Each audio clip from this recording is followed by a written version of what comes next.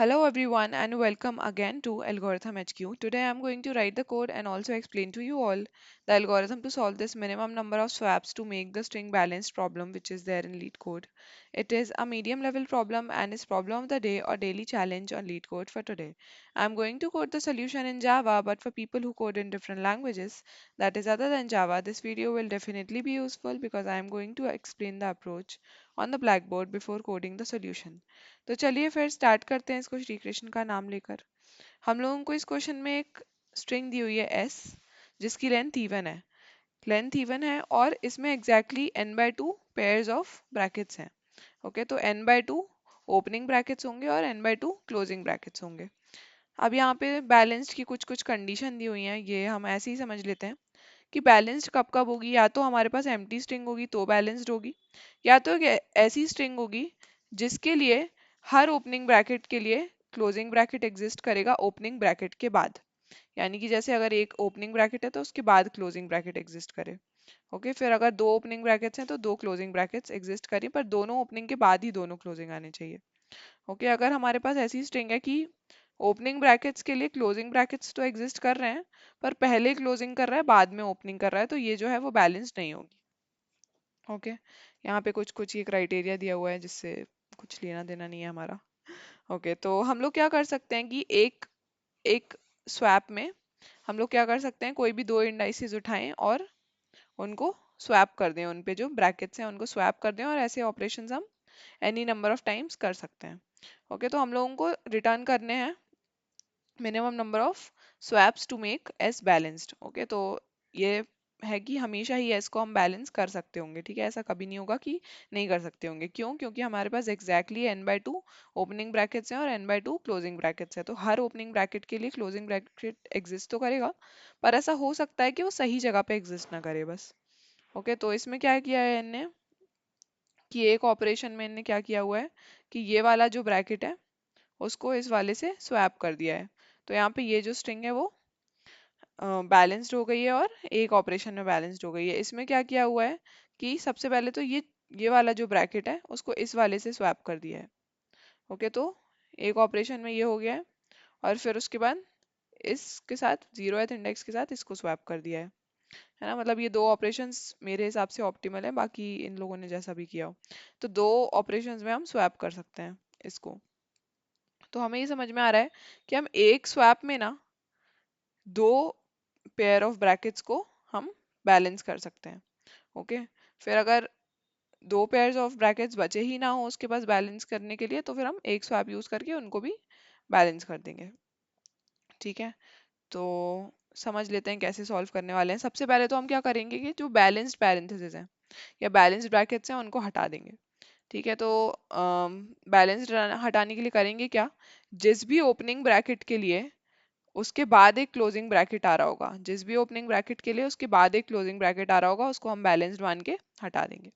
Okay, तो अगर इस स्ट्रिंग में देखें तो अगर हमारे पास ओपनिंग ब्रैकेट के लिए क्लोजिंग ब्रैकेट एग्जिस्ट नहीं कर रहा होगा, या क्लोजिंग ब्रैकेट के लिए प्रीवियसली प्रीवियस स्ट्रिंग में ओपनिंग ब्रैकेट एग्जिस्ट नहीं कर रहा होगा, तो दोनों ही केस में हमारे पास अनबैलेंस्ड होगी वो स्ट्रिंग।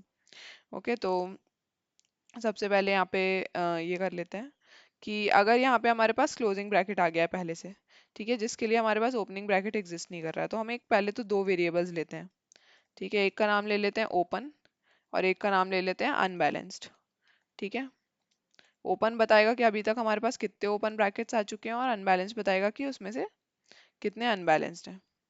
ठीक है, तो अनबैलेंस्ड हम क्लोजिंग पे ही काउंट करेंगे, ओपनिंग पे नहीं करेंगे। ठीक है, क्योंकि ओपनिंग को हम क्लोजिंग से कैंसिल करने की कोशिश करेंगे, और क्योंकि ओपनिंग और क्लोजिंग ब्रैकेट सेम है हमारे पास, तो हमारे पास ऐसा हमेशा ही होगा कि स्ट्रिंग को हम बैलेंस कर सकते होंगे। ओके, तो सबसे पहले हमारे पास क्लोजिंग ब्रैकेट आ रहा है।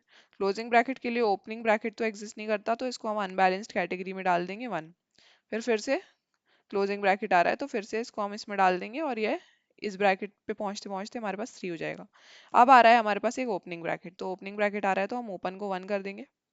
ठीक है, उसके तुरंत बाद आ रहा है क्लोजिंग ब्रैकेट। क्लोजिंग ब्रैकेट जब आ रहा है तो हम चेक करेंगे कि क्या ओपनिंग ब्रैकेट 1 है। वो बताएगा कि हाँ 1 है, तो यहाँ से हम इसको 0 कर दो वापस से। ओके, इसको 0 कर दो। अब उसके बाद फिर से एक ओपनिंग ब्रैकेट आ रहा है, तो यहाँ से 0 को 1 कर दो।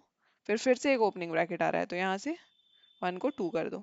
अब एक क्लोजिंग ब्रैकेट आ रहा है तो इस क्लोजिंग ब्रैकेट के लिए एक ओपनिंग ब्रैकेट को कैंसिल करके बैलेंस कर दो तो फिर से एक हो गया। अब फिर से दो ओपनिंग ब्रैकेट्स आ रहे हैं तो यहाँ पे इसको 3 कर दो। ठीक है, तो अनबैलेंस्ड भी 3 है। अनबैलेंस्ड का मतलब क्या है? अनबैलेंस्ड क्लोजिंग ब्रैकेट्स और ओपनिंग ब्रैकेट्स भी 3 हैं। तो मतलब हमारे पास ऐसे 3 पेयर ऑफ पैरेंथेसिस या फिर सॉरी ब्रैकेट्स बच जाएंगे जो कि बैलेंस्ड नहीं होंगे, वो कुछ ऐसे होंगे। ठीक है, ऐसे। ठीक है, तो आप क्या करेंगे, हम इस वाले ब्रैकेट को इस वाले ब्रैकेट के साथ स्वैप कर देंगे। ठीक है, इस वाले ब्रैकेट को इस वाले ब्रैकेट के साथ जैसे ही स्वैप करेंगे तो ये स्ट्रिंग कुछ ऐसी हो जाएगी। ओके, अब इस वाले ब्रैकेट को हम इस वाले ब्रैकेट के साथ स्वैप कर देंगे तो ये स्ट्रिंग कैसी हो जाएगी, फिर ऐसी हो जाएगी। ओके, तो हमारे पास ये बन गई है स्ट्रिंग। ठीक है, और इसको हमने कितने स्वैप्स में बना लिया है? 2।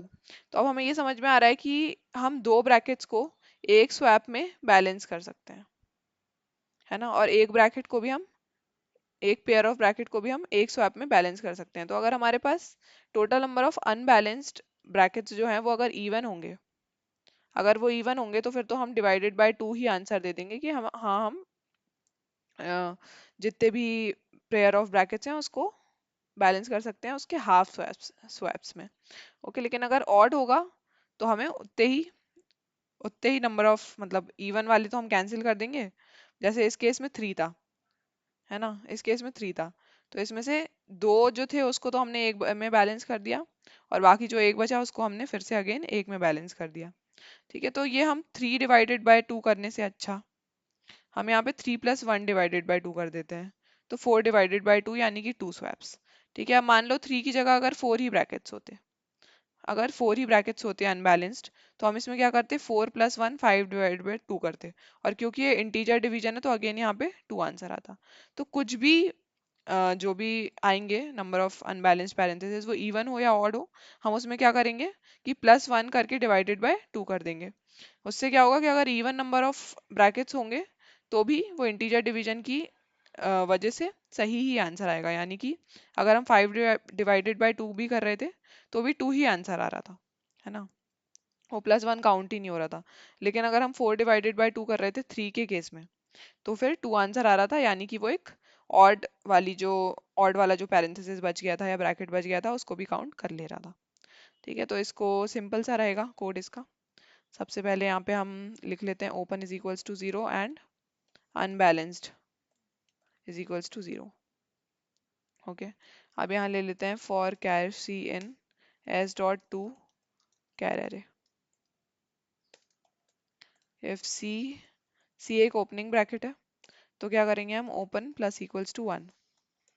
ओके, एल्स इफ अगर सी क्लोजिंग ब्रैकेट है और उसके लिए एक ओपनिंग ब्रैकेट एग्जिस्ट करता है, यानी कि if open is greater than 0, तो हम क्या करेंगे ओपन को डिडक्ट कर देंगे और नहीं तो फिर वो अनबैलेंस्ड की कैटेगरी में आएगा